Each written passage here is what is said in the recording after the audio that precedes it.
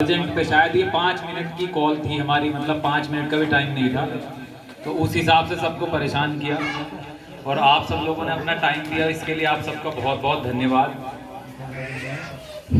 जो भी साथी हमारे चुनाव में हमारे लिए मेहनत कर रहे हैं, उनमें से बहुत सारे ऐसे लोग हैं जिन पे शायद मेरी नज़र डायरेक्ट ना पड़ती हो। बहुत सारे ऐसे लोग हैं जो मेरे साथ दिखाई देते हैं आपको और चुनाव में लगे हुए हैं, लेकिन बहुत सारे ऐसे हैं जो मेरे साथ नहीं दिखाई देते लेकिन वो मुझसे भी ज़्यादा मेहनत कर रहे हैं, तो उन सब का भी मैं बहुत बहुत धन्यवाद करना चाहूँगा।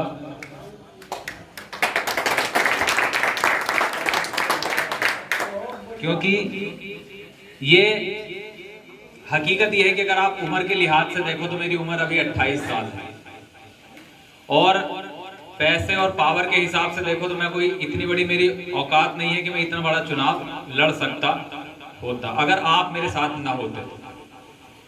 आप सबकी बदौलत 24 साल का लड़का 2015 के जिला परिषद के चुनाव में सिर्फ अकेले और कोई 10-12 साल के, 15 साल के, 18 साल के, 19 साल के, 21 साल के बच्चों को लेके और साथ में फिर हमारे बुजुर्गों ने भी आशीर्वाद दिया।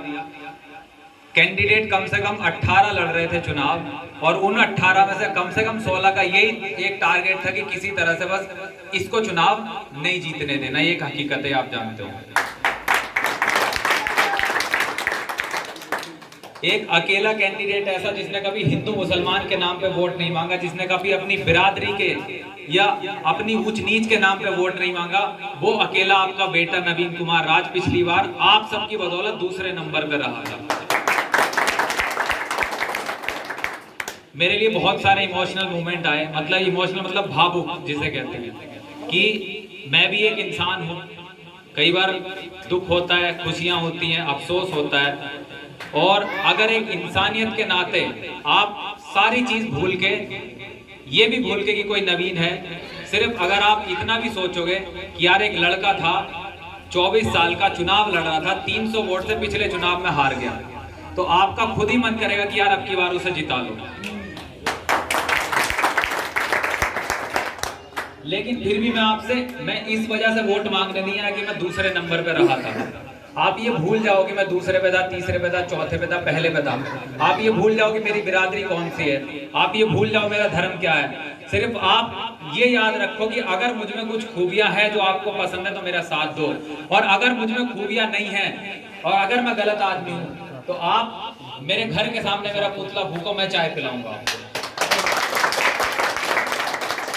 क्योंकि मेन चीज विरोध और सपोर्ट ये आदमी के टेम्परेरी होते हैं।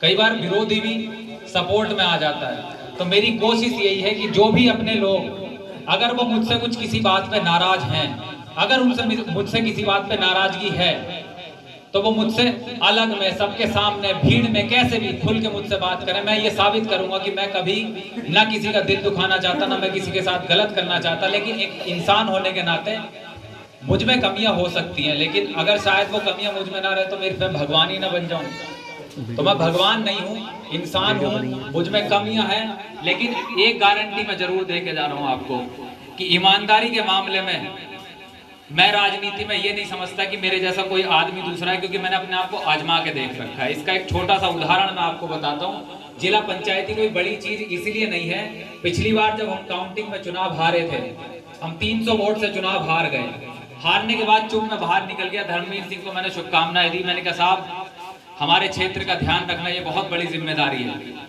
क्योंकि मैं ये जिम्मेदारी आप लोगों से मांग रहा था, लेकिन शायद मेरा बचपना था, इसलिए ईश्वर ने भी ये सोचा कि इतने छोटे बच्चे पे इतनी बड़ी जिम्मेदारी नहीं डालनी चाहिए। उसने मुझे 5 साल का रेस्ट दे दिया।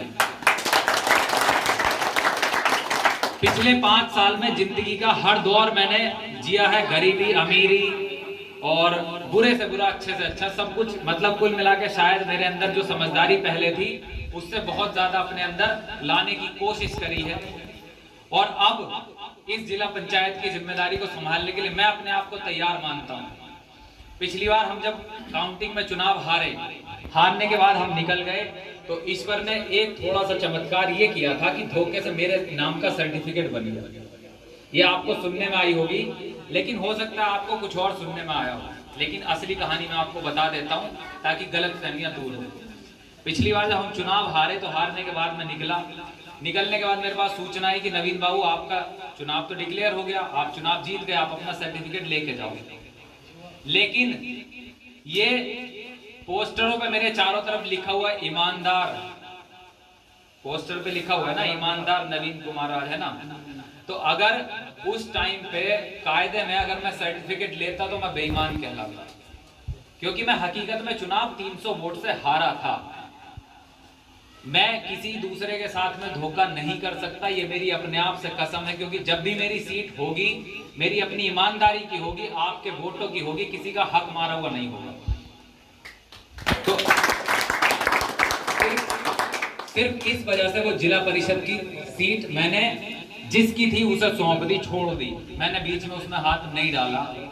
अगर मैं कोई बेईमान होता तो शायद मैं उस सीट के लिए हाथ पैर मारता, हो सकता है मैं सर्टिफिकेट लेके रख लेता, हो सकता है सर्टिफिकेट लेके किसी मंत्री के पास चला जाता, उससे कहता भाई तू रख ले इसे और मुझे जो भी 10-20 लाख रुपए दे और मैं अपना काम जमा लेता। लेकिन हकीकत बात यह है कि मेरा राजनीति में आने का जो टारगेट था वो ये नहीं है कि मेरा काम जमे। मेरा राजनीति में आने का पर्पस सिर्फ इतना सा है कि जो काम लोगों के जिस पद की वजह से होने चाहिए वो मैं करा सकूं, बस सिर्फ इसलिए। तो अपनी कोशिश हमेशा यही रहेगी कि अपने ऊपर ईमानदारी, जो एक मेरी मैं अपनी से खूबी मानता हूँ, मेरे अंदर और कोई ऐसा नहीं कि मैं बहुत दौलत वाला आदमी हूँ या ऐसा कुछ हो, लेकिन हाँ मैं ये मानता हूँ कि मैं किसी के साथ धोखा नहीं करूंगा, ये मेरी अपने आप से कसम है।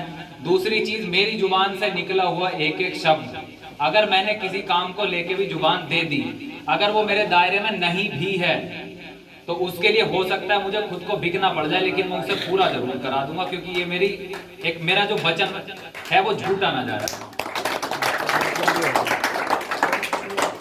बड़े बड़े बातें करने आते नहीं कि साहब सारी सड़कें, सारी नाली